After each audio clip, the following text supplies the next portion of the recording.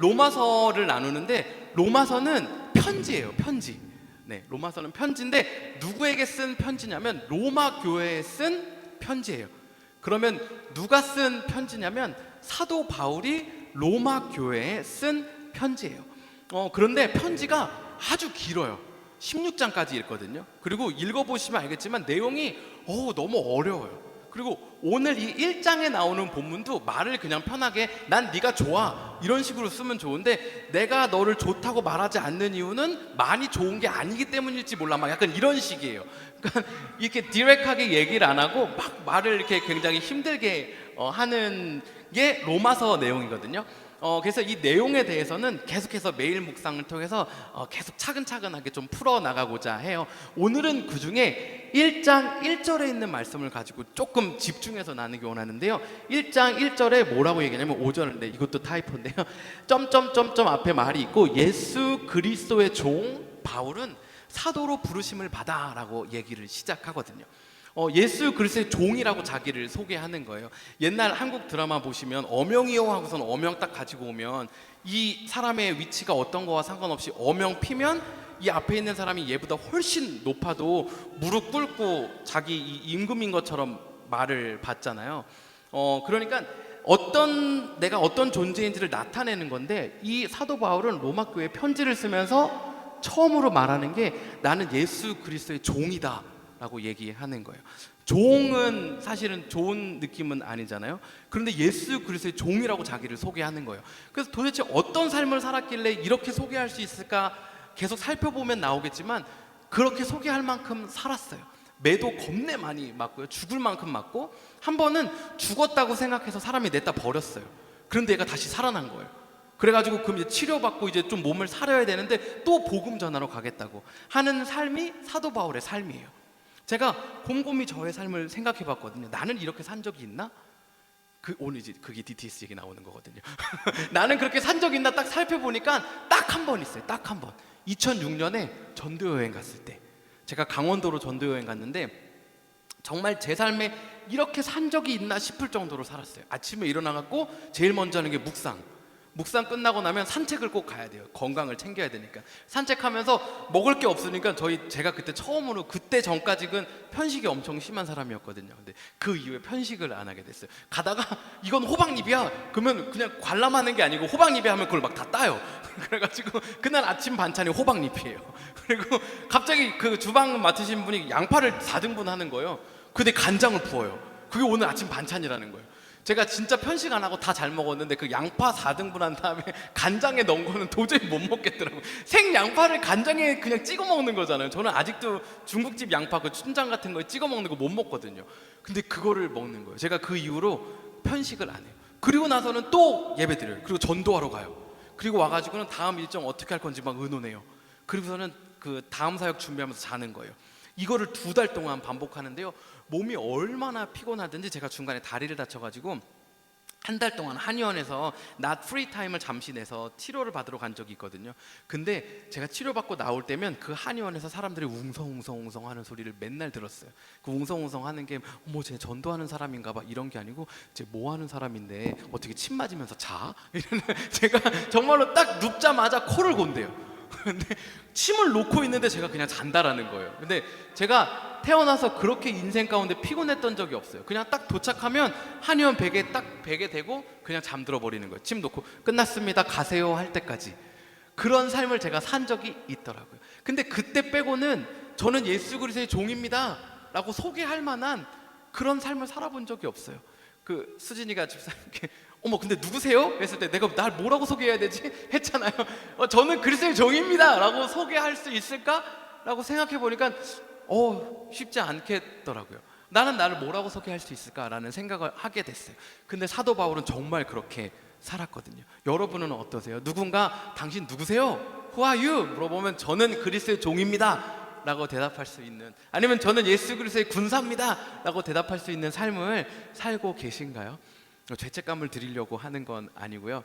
여담이지만 그런 거 있잖아요. 죄책감 찬양이라고 오늘 집을 나서기 전 기도했어? 막 그거랑 또 죄책감 찬양 하나 더 있잖아요. 기도할 수 있는데 왜 걱정하나? 걱정했어. 왜 기도할 수 있는데 걱정했어? 죄책감 찬양. 여러분 죄책감을 드리려는 게 아니라 사도 바울은 이런 삶을 살았어요. 근데 왜 이런 삶을 살 수 있었냐면 사도 바울은 결혼 안 했어요. 네, 사도 바울은 애가 없었어요.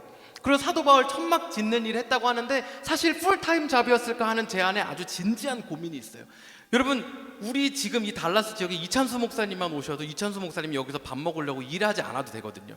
어떤 장로님, 어떤 목사님, 어떤 집사님이 막 식사 대접하고 싶어서 줄을 막 서요. 호텔에서 하루 자려고 돈 벌지 않아도 돼요. 왜요? 우리 집 오세요, 우리 집 와서 주무세요, 오늘 호텔은 우리 교회에서 할게요, 이렇게 해드리거든요. 근데 사도 바울도 그러지 않았겠어요? 나름 이 동네 저 동네 다 돌아다니는 진짜 유명한 선교사라고 할 수 있는데 어디 오면 사람들 찾아와서 교제하고 막 밤새고 얘기하고 막 이랬겠죠. 막 유두고 막 설교 듣다가 막 쓰러져서 죽고 막 그러잖아요, 졸다가. 그러니까 그런 사람이었는데 일은 했대요. 근데 정말 풀타임에 내가 오늘 일을 안 하면 밥을 먹을 수 없는 이 진지한 고민과 삶의 피곤함을 알았을 것인가에 대해서는 제 안에 스스로 고민이 있어요. 무슨 포인트냐면요, 우리 안에 사도 바울처럼 살 수가 없어요. 왜냐하면 우리의 삶과 환경은 타이틀과 포지션, 엄마, 아빠, 누군가의 배우자라는 이 포지션과 타이틀, 풀타임 잡을 갖고 있는 사람으로서 살아가야 한다는 것, 이 바쁜 세상 가운데 살아가야 한다는 것이 이때의 사도 바울처럼 살 수가 없어요. 그러면 이것이 예수 그리스도의 종으로 살 수 없는 걸 이야기하는 것이나 그건 아니거든요. 여러분, 저와 여러분이 예수 그리스도의 종으로 살아간다는 이 포지션과 타이틀, 잡이 다른 거예요. 누군가는 가족들이 함께 먹을 식사를 맛있게 준비하는 것, 온 힘을 다해서 식사 준비하는 것, 이게 예수 그리스도의 종으로 살아가고 있는 거예요. 누군가는 풀타임 잡이라는 그 일하는 곳에서 내 마음대로 속에 있는 것 막 다 얘기 안 하고 예수 그리스도의 마음을 가지고 대하고 최선을 다해서 일하는 것, 이것이 예수 그리스도의 종으로 살아가고 있는 거예요. 그러니까 우리가 살아가고 있는 타이틀과 우리가 살아가고 있는 포지션이 이때의 사도 바울과는 다를 수 있어요. 그런데 우리 삶 가운데 최선을 다해 살아가는 그것이 예수 그리스도의 종으로 살아가는 모습이라는 거예요. 그런데 그 이후에 질문이 제 안에 들더라고요. 저희 삶 가운데 최선을 다해서 살아가고 있어요. 예수 그리스도의 종으로 살아가고 있어요.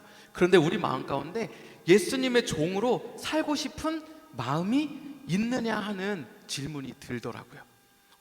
왜냐하면 회사에서 일을 하는데 우리 회사가 나한테 너무 잘해주는 거예요. 나한테 집도 사줘, 그리고 나한테 차도 사줘. 그러면 회사를 위해서 나 회사가 이만큼 열심히 해줬으니까 나 이렇게 열심히 살아야지 하는 마음이 있겠죠. 그런데 회사를 향해서 이거 회사가 뭘 차준 거야? 어차피 세금 때문에 어쩔 수 없이 나한테 그냥 뿌린 거지 뭐, 남은 재고 처리한 거지 하면 회사에서 너 이거 열심히 해야 된다, 회사를 위해서 열심히 살아야 된다, 야근 좀 하세요, 주인의식을 가지고 일하세요 하면 우리 마음 가운데 무슨 생각만 들어요? 불편한 마음만 들겠죠. 내가 주인이 아닌데 왜 주인의식을 가지고 일해야 해? 하는 마음만 들겠죠. 예수님의 종으로 산다는 것도 마찬가지거든요. 하나님의 나에게 베풀어 주신 은혜가 막 가득가득하면 예수님 위해서 뭐 더 할 수 있을까? 예수님 위해서 어떻게 내 삶 최선을 다할 수 있을까? 짜증나고 피곤하지만 우리 가정을 위해서 내가 어떻게 더 수고할 수 있을까? 이 직장에서 예수 그리스도의 편지로 대사로 어떻게 살아갈 수 있을까 고민하는데 하나님의 은혜가 없는 거예요. 근데 교회에서 너 이것도 해야 된다, 저것도 해야 된다, 아니면 그리스도인으로 너 이것도 해야 된다, 저것도 해야 된다고 하면 하나님 왜 나한테 자꾸 이거 요구하는 거예요? 하는 마음만 드는 거죠. 그러니까 포인트는 그리스도의 종으로 살아간다는 삶의 포지션은 다 다를 수 있는데 우리 안에 예수님의 종으로 최선을 다해 살고 싶은 그 마음이 있느냐라는 거죠. 그것이 바울처럼 살아가는 이것이 부러운 건지 아니면 바울처럼 살라고 할까봐 혹시 부담스럽지는 않은지 좀 돌아보는 시간 되면 좋겠어요. 오늘 말씀을 준비하는데 두 가지 책이 생각났거든요. 제가 책을 잘 안 읽는 사람이라고 막 얘기하고 다니는데 순간순간 드는 생각은 책을 많이 읽었더라고요. 네.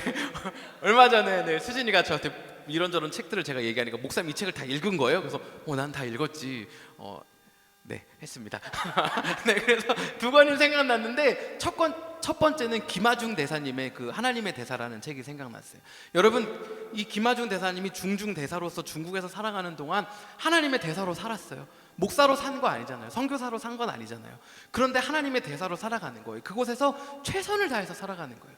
하나님의 종으로, 예수 그리스도의 종으로 살아가는 거예요. 왜? 그렇게 하고 싶으니까. 하나님이 나한테 베풀어 주신 은혜가 있으니까 바울처럼 막 일어나는 거예요. 나의 삶의 포지션에서, 나의 삶의 상황에서 그렇게 사는 거예요. 그리고 또 한 건 생각난 거는 그 청년 바보 의사라는 책이 생각났어요.